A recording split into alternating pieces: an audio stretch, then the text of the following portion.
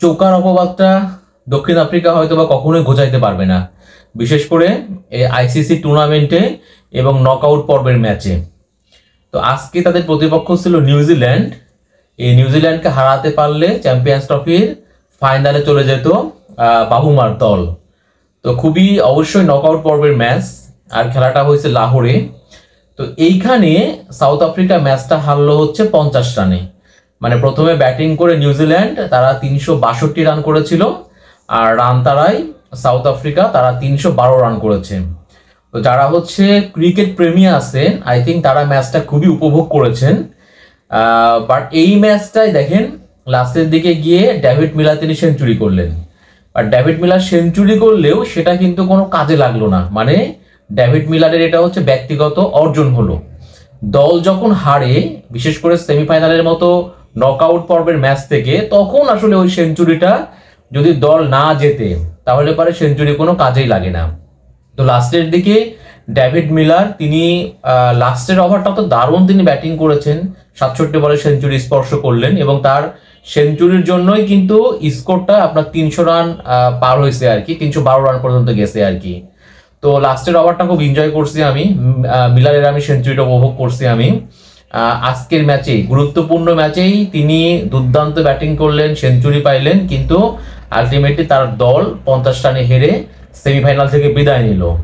তো সাউথ আফ্রিকার যে ইনিংসটা ছিল তাদের বাবুমা এবং ডুসেন তারাও কিন্তু 50 করেছেন। বাট আমি একটু আশা করেছিলাম ক্লাসেনের কাছ থেকে খুব মানে ভালো একটা ইনিংস আমি আশা করেছিলাম, যদিও সেটা হয়নি। তো তাদের ইনিংসে ছিল হচ্ছে ডেভিড মিলারের সেঞ্চুরি, আর বাবুমা আর ডুসেন তাদের হচ্ছে 50 ছিল আর কি।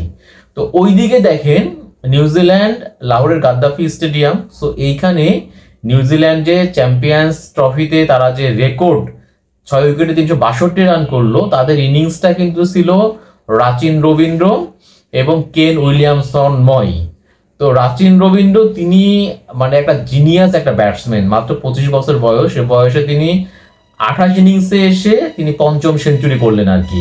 এর আগে কিন্তু বাংলাদেশের সঙ্গে যে ম্যাচটা ছিল সেখানেও তিনি সেঞ্চুরি করেছিলেন, আবার আজকে তিনি সাউথ আফ্রিকার সঙ্গে গুরুত্বপূর্ণ ম্যাচটা সেঞ্চুরি করলেন। তার মানে চ্যাম্পিয়ন্স ট্রফিতে তার 2টা সেঞ্চুরি এবারে চ্যাম্পিয়ন্স ট্রফিতে।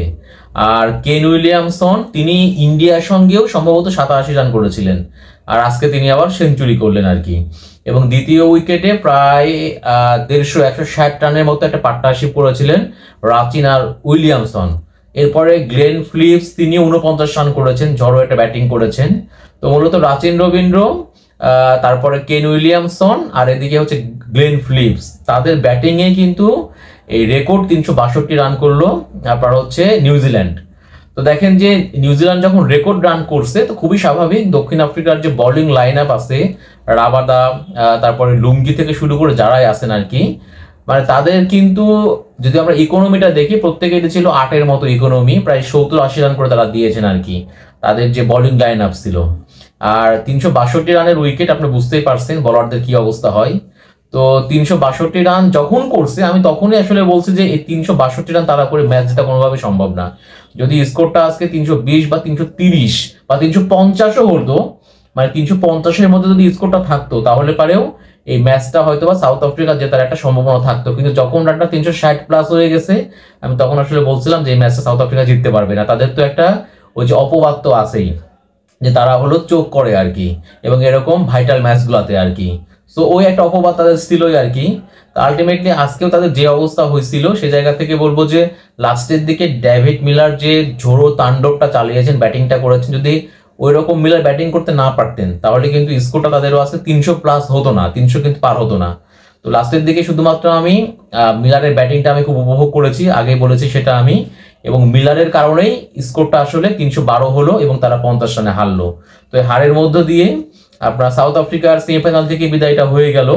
এখন যে ফাইনালটা হবে, সে ফাইনালে নিউজিল্যান্ড তারা প্রতিপক্ষ হিসেবে পেল হচ্ছে টিম ইন্ডিয়াকে, যাদের কাছে তারা গ্রুপ পর্বের লাস্ট ম্যাচটা বাজেভাবে হেরেছিল, 44 রানে আর কি হেরেছিল।